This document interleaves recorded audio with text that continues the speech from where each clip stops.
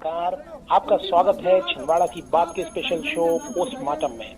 आज हम पोस्टमार्टम करेंगे कांग्रेस की प्रेस कॉन्फ्रेंस की। चौरी में एसडीएम के मुंह पर कालिक पोत कर चर्चा का विषय बने बंटी पटेल के समर्थन में आज कांग्रेस ने पत्रकार वार्ता की।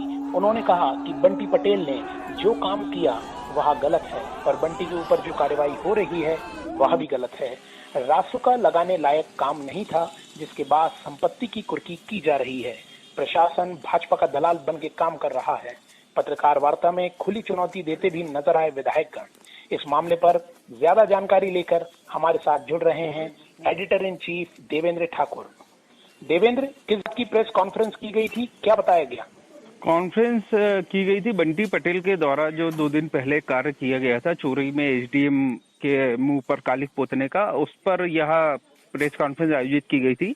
प्रेस कॉन्फ्रेंस में यह बताया गया कि बंटी पटेल ने जो काम किया है वो गलत है, पर प्रशासन जिस तरह से कार्य कर रहा है, वो जिस तरह से कार्रवाई कर रहा है, जिस प्रकार से उन्हें रासुका लगाया है और संपत्ति कुर्की की कार्रवाई प्रशासन के द्वारा लगातार की जा रही है अलग अलग जगह पर, उसको लेकर के ये रोष था कांग्रेसियों में। उसको लेकर के इन्होंने पत्रकार वार्ता आयोजित की थी। एक तरीके से ये बात की जाए कि अगर इसकी पोस्टमार्टम जो छिंदवाड़ा की बात का चल रहा है उस पर अगर बात की जाए तो ये सिर्फ प्रशासन को एक तरीके से खुली चुनौती कांग्रेस के द्वारा देने के लिए ये पत्रकार वार्ता का आयोजन किया गया था, क्योंकि इसमें किसी प्रकार का वो बात नहीं की गई। उनके द्वारा सिर्फ एक शुरू में लाइन बताई गई कि बंटी पटेल के द्वारा जो कृत्य किया गया वो गलत था, लेकिन उसके अलावा सिर्फ प्रशासन को भाजपा का दलाल और प्रशासन भाजपा के दबाव में काम कर रहा है। इसके अलावा उन्होंने पूरा की पूरा जो एक तरीके से कहा जाए कि पूरा मामला पलटकर प्रशासन को गलत जिम्मेदार ठहरा दिया। जी, मतलब ऐसा माना जाए कि प्रशासन को फिर से चुनौती देने उतरेंगे कांग्रेसी? बिल्कुल, अगर ये बात अगर माना जाए तो विधायक खुले रूप से ही चुनौती देते हुए नजर आ रहे हैं। सुनील उइके ने बोला है कि हमारे कार्यकर्ता एक बार फिर से की कलेक्ट्रेट घेरने के लिए उतरेंगे और जेल भरो आंदोलन चलाएंगे। कांग्रेस का अभी वर्तमान के समय में स्थिति ये हो गई है कि कहीं मुंह दिखाने लायक बचे नहीं है। ऐसी स्थिति उन्होंने छिंदवाड़ा में कर ली है कि चारों तरफ।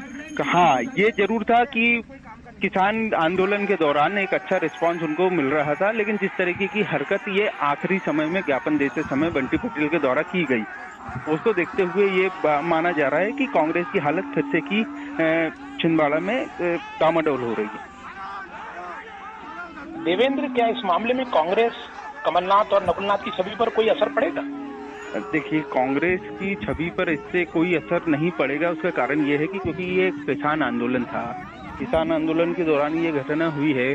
किसानों के बीच एक तरीके से बंटी पटेल से हीरो बन करके आगे आ गए हैं, लेकिन जिस प्रकार की दूसरे प्रशासनिक अधिकारी हैं उनकी बात की जाए, जो अधिकारी कर्मचारी हैं जो विभागों के जुड़े हुए हैं, उनकी अगर बात की जाएगी तो उनके बीच में एक बड़ा संदेश गया है कि कांग्रेस के नेता अगर आंदोलन कर रहे हैं तो वो किस हद तक जा सकते हैं।